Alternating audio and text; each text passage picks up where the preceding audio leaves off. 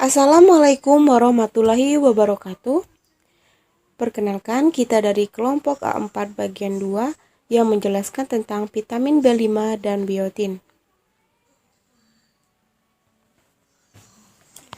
Kita terdiri dari saya sendiri, yaitu Roselengga Grilian, Luh Yuli Setiawati, Tiara Aziza, Wulan Suci Asani, Nadia Wirana Putri, Larissa Alivia Safira, dan Nur Aisyah Bella. Di sini saya akan menjelaskan tentang vitamin B5 yang biasa disebut dengan asam pantotenan. Adapun metabolismenya vitamin B5 di dalam tubuh ini yaitu asam pantotenan berperan sebagai komponen koenzim A yang terlibat langsung di dalam proses asetilasi dan pelepasan energi dari molekul makronutrien. Jadi, koenzim ini sendiri memegang peranan kunci di dalam metabolisme karbohidrat, seperti protein dan lemak. Hasil dari metabolisme ini akan menghasilkan energi. Asam pantotenan juga berperan di dalam sintesis senyawa seperti sphingolipida, fosfolipid, sterol, hormon pertumbuhan, sel saraf, dan antibodi. Pencernaan pada vitamin B5 ini banyak terdapat di dalam makanan, terutama banyak di dalam jaringan binatang seperti padi-padian dan kacang-kacangan. Asam pantotenat juga diperlukan untuk membentuk koenzim A atau CoA dan berperan pada transfer gugus asil. Nah, asam pantotenan dapat diabsorbasi dengan mudah di dalam intestinum dan selanjutnya mengalami fosforilisasi oleh ATP hingga terbentuk 4 fosfantonean. 4 fosfantonean ini akan menjadi 4 fosfopantotenin dan akan berubah menjadi koenzim A. Vitamin B5 ini merupakan vitamin yang larut di dalam air, yang banyak terdapat pada daging seperti daging sapi, ayam, biji-bijian, sayur-sayuran seperti brokoli, kubis, asparagus, kentang, dan lain-lain.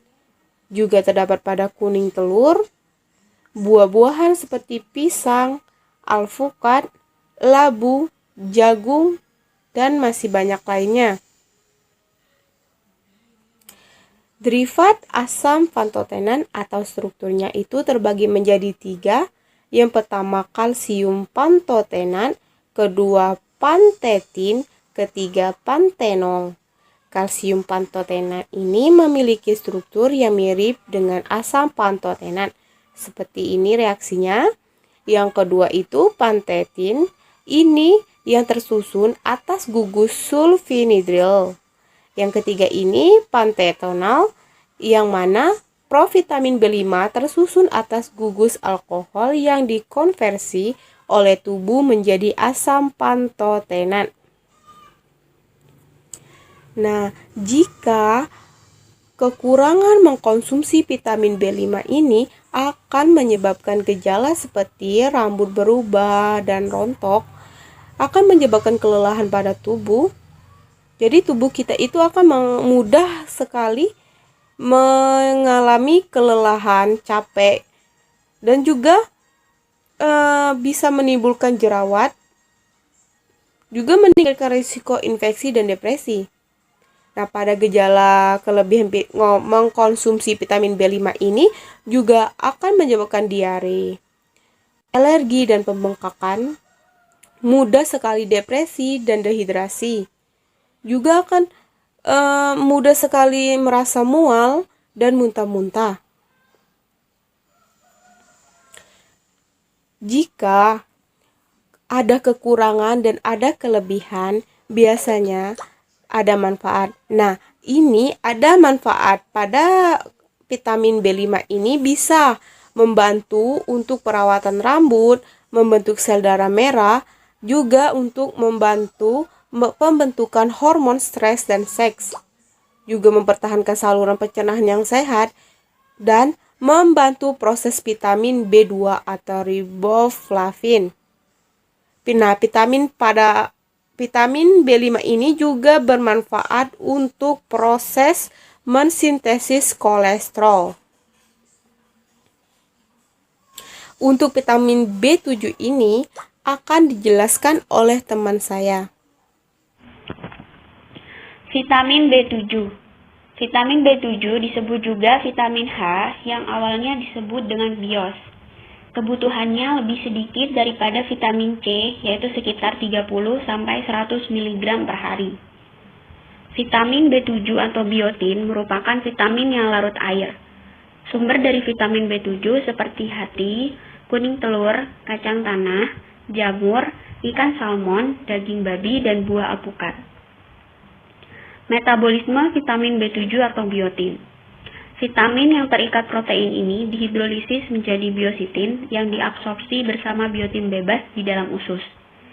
Biotin diabsorpsi di dalam usus halus serta disimpan atau digunakan dalam bentuk aktif 5-adenilat di dalam hati, otot, dan ginjal.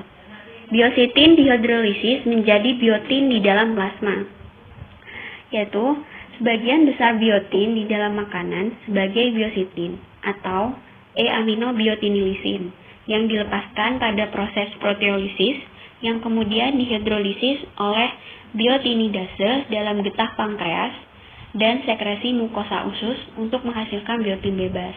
Nah, yang diserap oleh usus ini dalam bentuk biotin bebas dengan transport aktif yang kemudian diedarkan dalam aliran darah, namun ada juga yang terikat dengan serum glikoprotein yang memiliki aktivitas biotinidase yang bisa mengkatalisis hidrolisis biositin. Nah, kemudian biotin ini akan memasuki jaringan dengan sistem transportasi jenuh. Biotin dalam metabolit yang berlebih dikeluarkan lewat urin. Karena biotin atau vitamin B7 ini termasuk vitamin larut air, maka simpanan dari vitamin ini sangat sedikit. Karena di dalam tubuh kita, paling besar atau paling banyak itu berisi cairan. Jadi, dia lebih mudah untuk dibawa tanpa adanya pengangkut. Berbeda dengan vitamin larut lemak yang memerlukan pengangkut seperti lipoprotein. Jadi, dia harus dibawa oleh lipoprotein untuk sampai ke sel target. Jika berlebihan dalam mengkonsumsi vitamin larut air, maka nanti oleh tubuh akan dibuang. Karena tadi di dalam tubuh kita sudah berisi banyak cairan, jadi akan lebih mudah dibuang jika sudah memenuhi target tubuh. Namun ada beberapa vitamin yang dapat disimpan di dalam tubuh seperti vitamin C dan vitamin B12 yang disimpan di dalam hepar atau hati. Biotin dapat disintesis di usus besar. Kemudian pencernaan vitamin B7 atau biotin. Peran utama biotin di dalam tubuh adalah membentuk metabolisme lemak, protein, dan karbohidrat yang akan membentuk molekul gula sederhana atau glukosa asam lemak dan asam amino. Biotin merupakan koenzim pada berbagai enzim karboksilase. Dalam siklus Krebs, biotin diperlukan bagi perubahan asam suksinat menjadi fumarat dan oksalosuksinat menjadi ketoglutarat. Fungsi dan manfaat vitamin B7 atau biotin. Biotin memiliki peran dalam pertumbuhan dan juga kesehatan, seperti mengatasi kerusakan kulit, mengatasi kerusakan saraf, membantu dan menjaga kolesterol baik, mengatasi rambut rontok, dan memperkuat kuku. Gejala kekurangan vitamin B7 atau biotin seperti kulit memerah, khususnya pada kulit muka, kulit yang kering dan bersisik, mata kering, sulit tidur atau insomnia, kehilangan selera makan, kelebihan gula darah, dan kelainan jantung. Sedangkan gejala kelebihan vitamin B7 atau biotin seperti keracunan, tubuh menjadi lemas, rusaknya metabolisme pada tubuh, meningkatkan intensitas buang air kecil dan keringat, kram di perut, dan diare. Seperti inilah struktur dari vitamin B7 atau biotin.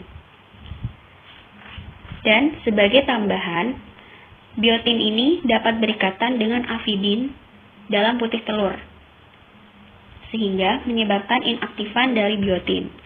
Sehingga dapat dikatakan biotin bisa tidak aktif atau bisa kekurangan karena adanya kekurangan dalam pengikatan.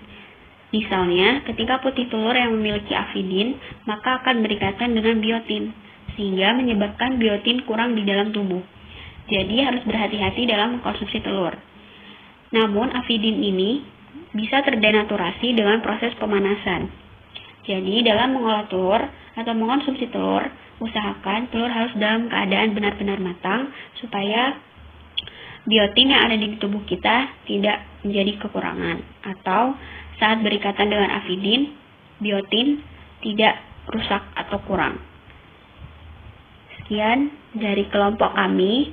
Kelompok 2 menjelaskan tentang B5 dan B7. Kurang lebihnya mohon maaf. Wassalamualaikum warahmatullahi wabarakatuh.